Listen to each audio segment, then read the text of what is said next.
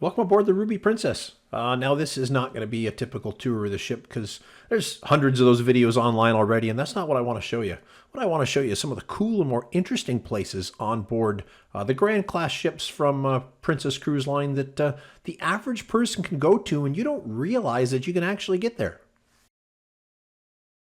Now, I'm sure anybody's been on board the Princess ships. They do know the Princess Theater. And, well, I had to just throw a quick little clip in this and some pictures just because they are a really nice theater. Ironically, we've never been in them for any of the live shows, but I hear the acoustics are, just out of this world. They hold somewhere around the 600 to 700 people, and the live shows are supposed to be really good. We do prefer to spend more of our time up on the upper decks, even at night, just because, we're Canadian, we're heading south on a cruise, and we want to enjoy the warm weather as long as we can. And like all the other Princess ships, at the back of the ship, you'll find the Vista Lounge. I will admit, I did like the one on the Ruby better than what we've had on the Regal and the larger Royal Class ships. Most likely because there's more windows on this one. A lot more natural light in the daytime. Seemed like there was better stage lighting and stuff as well. I don't know what it is. Maybe it's just me, but I did like the layout of this lounge far better than what's on the newer ships. Now, a lot of people say they like the smaller ships, and really they're not that much smaller. What I will say, however, on it, though, is the balconies are twice the size of anything we've seen on the larger ships. Our Alaska cruise, we spent a lot of time in the balcony just looking at glaciers and stuff, and I wish I had had a balcony that large when we were in Alaska as we had on the Ruby in Panama. That's just some random video of the rough seas we were in coming across the Caribbean Sea.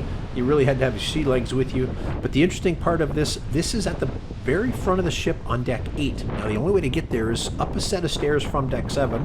I'm going to show you some quick sped up video of where that is right here. So we come up these stairs from 7 right at the very front of the ship. And this takes us up to what is actually deck 8, right at the very bow of the ship, where there's a full walk around at the bow. Now be ready because, of course, the winds are crazy up here. And it does get a little wet as well, so just watch your step. But we are standing right in the very bow of the ship looking forward as we go.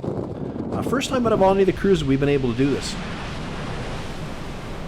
And I will say one of the things about being on a cruise ship, I can just sit and watch the waves all day long. This was probably one of the rougher cruises we've been on as far as waves. There was a couple days where they were reporting waves upwards of 20 plus feet. These ones aren't that big here. I do have a quick little clip here I shot with my cell phone. Sorry, it's sideways. It was for a YouTube short. This was a day we were in 25-foot seas coming across the middle of the Caribbean Sea. And yeah, these are some pretty big waves coming across the ship. Like, we're on deck 7, so we're 30 feet above the water line, and that wave was 20 feet above us. So that was a pretty big splash. Now, the other cool place, unlike most of the other Princess ships you can't get to, is the very stern of the ship. Again, deck 7, it walks around the whole outside of the ship, and I could stand here and just watch the wake coming off the back of the ship for hours. It's so peaceful, there's no wind. Not a lot of people come around this far, because when you get to the back, it's kind of like a little hallway you go through, and a lot of people, I don't know if they get scared and figure they can't go beyond that point and then just turn around. But yeah, not a lot of people back here. There's no chairs, just a little railing to lean on.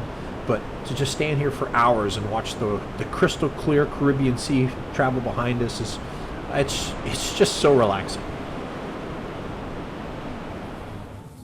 And the best hidden space on a cruise ship, or at least on this cruise ship, we're up here on deck 15, and there's this door here at the end of the hallway.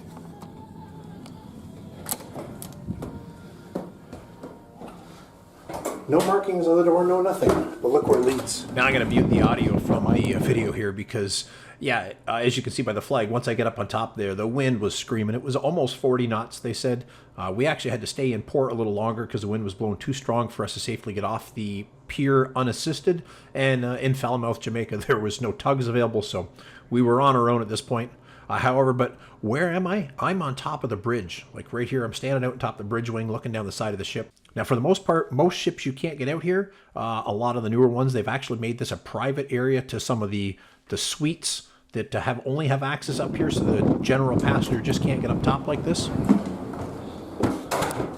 So how cool was that? Up on top of the bridge, all the cruise ships let you up there. And this is closed at night, I guess, as well.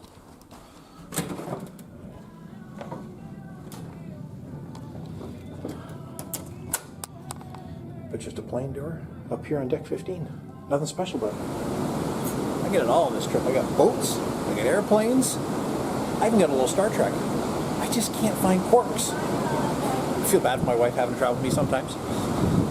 All I want to do is get out and take some pictures. Say, hey, we stepped on the ground in Panama.